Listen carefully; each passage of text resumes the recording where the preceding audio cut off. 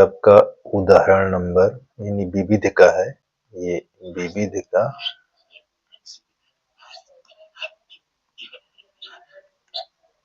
विविध उदाहरण है।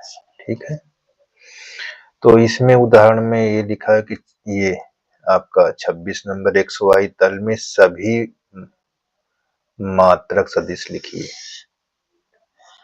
किसके? जो XY तल है। तो इसको सबसे पहले कैसे देखो हल करना है, यानी प्रत्येक XY तल में क्या होना चाहिए? मात्रक सदिश लिखने बोल रहा है। तो हम सबसे पहले एक तल बना लेते हैं XY का, ये ऐसे, ये हमारा X है और ये Y। इस तल की बात कर रहा है। हमारे तल तो 1 2 3 4 है, यानी प्रत्येक में क्या होना चाहिए? मात्रक सदिश लिखना है। एक की निकल जाएगा तो हम सबको जान जाएंगे। ठीक है ना। तो इस पर हम क्या करते हैं, ये हमारा मूल बिंदु O है। मूल बिंदु से एक हम स्थित सदिश से ऐसे खींच लेते हैं, ये इस तरह। ठीक है, इसको हम क्या दिखाते हैं? किसके नाम से? P से। OP हमारी क्या है? एक स्थिति सदिश है। ये जो OP लिखा हुआ है, OP जो वेक्टर ऐसे लिखेगा तो क्या है? R से डिनोट होगा, R से। इसको कहा जाएगा स्थिति सदिश। ठीक, सदिश होगा। ठीक ना, ये चीज ध्यान देना। अब इसके निर्देशांक क्या होंगे, यानी OP के निर्देशांक क्या होंगे? यहाँ इसके निर्देशांक क्या होंगे? तो हम सबसे पहले इस पर से एक x y अक्ष पर लंब डाल देंगे, ऐसे, ये ऐसे। तो देखिए यहाँ से यहाँ तक जो होगा x अक्ष, ये x होगा और ये हमारा y, तो यहाँ y हो जाएगा। ठीक है, ये इसको निर्देशित करते हैं x, यानी I कैप, और इसको हम निर्देश करते हैं J कैप से। ये 2D हमारा है। ठीक है, 2D, ये चीज को ध्यान देना है। ठीक, अब त्रिभुज यहाँ पास देखिए, ये ऐसे जा रहा है। अब दोनों के अंतिम बिंदु यहाँ पास मिल रहे हैं, ये इधर का है। दोनों का अंतिम बिंदु यहाँ पास मिल रहा है और यहाँ आदिम बिंदु यहाँ है। तो इसको हम त्रिभुज बनाते हैं। देखिए त्रिभुज O, यहाँ Q लिख लेते हैं, O Q P में, ये ऐसे, ये त्रिभुज के है ना, ये त्रिभुज है। तो अब इस पर हम क्या लिखेंगे? देखिए यहाँ से यहाँ तक कि सदिश हमारी क्या होगी? सदिश के घटक यहाँ से यहाँ तक हम इसको कहेंगे ओ क्यू ले लेंगे। ठीक ना, अभी घटक बाद में लिखेंगे। ओ क्यू वेक्टर, ये सदिश, और यहाँ क्यू पी। अब इसको देखो, ये और ये, इसका अंतिम बिंदु यहाँ पास है, तो ये OP के बराबर होगा। यहाँ OP सदिश के बराबर होगा। अब OQ सदिश के घटक क्या होंगे? तो IX I कैप होगा, X I कैप होगा। ठीक है, यहाँ जो लिखेंगे वो X I कैप लिखेंगे, प्लस इस वाले का क्या होगा? देखिए इसके समांतर ये है, तो इसको हम क्या कहेंगे? Y J cap. और ये OP हम किससे निर्देशित करते हैं? R से। ठीक है, तो R वेक्टर। तो इस प्रकार ये हमारा क्या पता हो जाएगा? स्थिति सदिश। या स्थिति सदिश पता हो गया।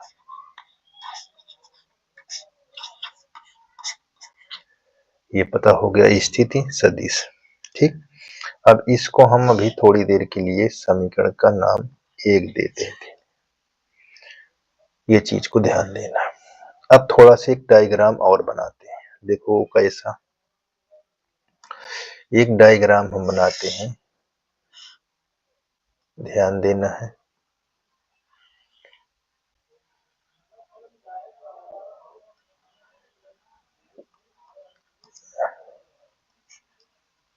ये बात को ध्यान देना है, बहुत आसान है।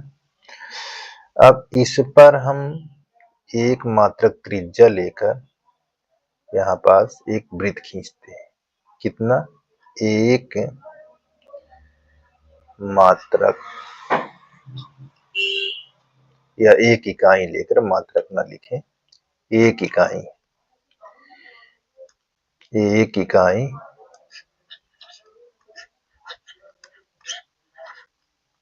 एक इकाई त्रिज्या लेकर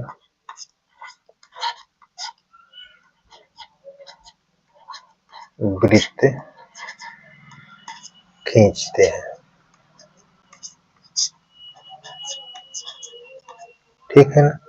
तो देखो हम एक इकाई से लेकर वृत्त की त्रिज्या, एक वृत्त बनाते हैं इस पर।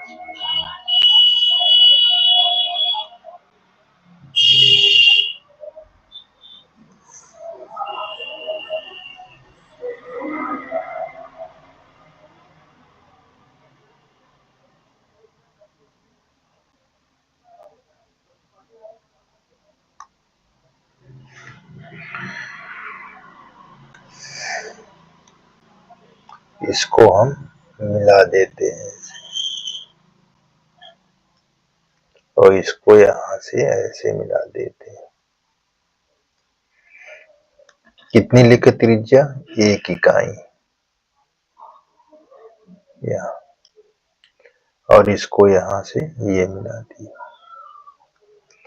ये हमारा क्या है? P, ये हमारा क्या है? O, और ये हमारा Q है। और ये कितने का? थीटा कोण, ध्यान देना। ये हमारा अक्ष उसी प्रकार है ये, ठीक है ना? अब हम क्या करते हैं, देखिए ये हमारा लंब होगा इसके सामने वाली भुजा, और ये कण कितनी इकाई के लेकर? एक, यहाँ एक इकाई लेकर, एक इकाई त्रिज्या लेकर। अब इसमें हम क्या खींच लेंगे, हम इसकी सहायता से साइन को फाइंड कर लेते हैं। साइन बराबर क्या होता है? लंब बटा कण, यानी लंब क्या है? पी क्यू, कण क्या है? एक। ठीक, अब पी क्यू का नाम क्या है? देखिए पी क्यू हमारा वाई होगा, वाई के समांतर है, तो हम यहाँ पर दिखा भी देते हैं कि पी क्यू जो है वो वाई है, और जो ओ क्यू है वो हमारा एक्स है। ठीक, तो हम यहाँ पास साइन थीटा बराबर वाई, एक ये हमारा निकल जाएगा। और इसी प्रकार हम कास के बराबर क्या होता है? आधार बटा कण, ओ क्यू बटा कण एक है, तो हम ओ क्यू को क्या ले शो कर देंगे? ओ क्यू बराबर हम एक्स हो जाएगा। अब एक्स और वाई का मान हमारे पास समीकरण 1 में रखा देंगे, तो यहाँ पास लिखेंगे एक्स व वाई का मान समीकरण समीकरण 1 में रखने पर, एक में रखने पर, तो एक में जब रखेंगे तो समीकरण हमको क्या, देखो ये समीकरण दिखाई दे रहा है यहाँ, हम इसको यहाँ लिख लेते हैं। देखिए समीकरण हमारा पर एक्स आई कैप वाई यहाँ जे कैप बराबर आर वेक्टर, तो इसके स्थान पर रखोगे, एक्स के स्थान पर हमारा क्या है? कास थीटा आई कैप यहाँ y के स्थान पर साइन थीटा जे कैप बराबर r वेक्टर। ठीक, अब हमको ये दूसरा समीकरण प्राप्त हो गया। अब हम इसका क्या निकालेंगे? परिमाण। जब हम परिमाण निकालेंगे किसका? r का, तो ये परिमाण निकालते हैं तो इनके कोफिशिएंट क्या होते हैं? देखिए ये परिमाण है,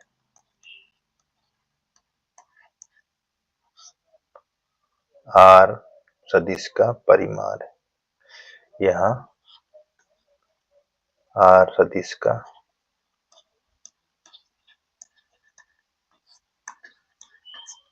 परिमाण है। बात को ध्यान देना।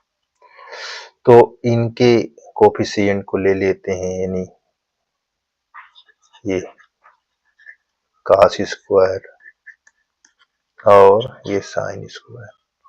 अब हमने सूत्र पढ़ा था कि cos square theta plus sine square theta बराबर 1, ये पढ़ा था।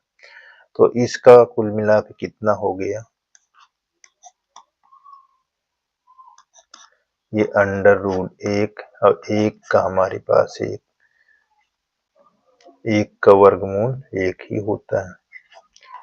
तो हमारे पास ये आ गया 1। यही हमको यहाँ पास मात्रक सदिश के बारे में देख लिया।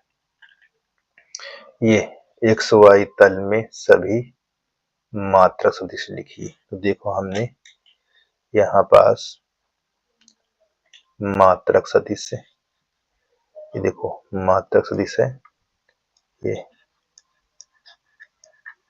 मात्रक सदिश, यही ज्ञात करने के लिए बोला था। यही हमारा आंसर। अब देखो एक्स वाई तल में होगा तो इसी तरह हम यहाँ बनाएंगे तो हमारा यही यहाँ भी एक मात्रक होगा, यहाँ बनाएंगे ये भी मात्रक होगा, ये भी मात्रक होगा, एक ही मात्रक। तो इस प्रकार प्रत्येक में एक मात्रक होगा। ठीक है ना?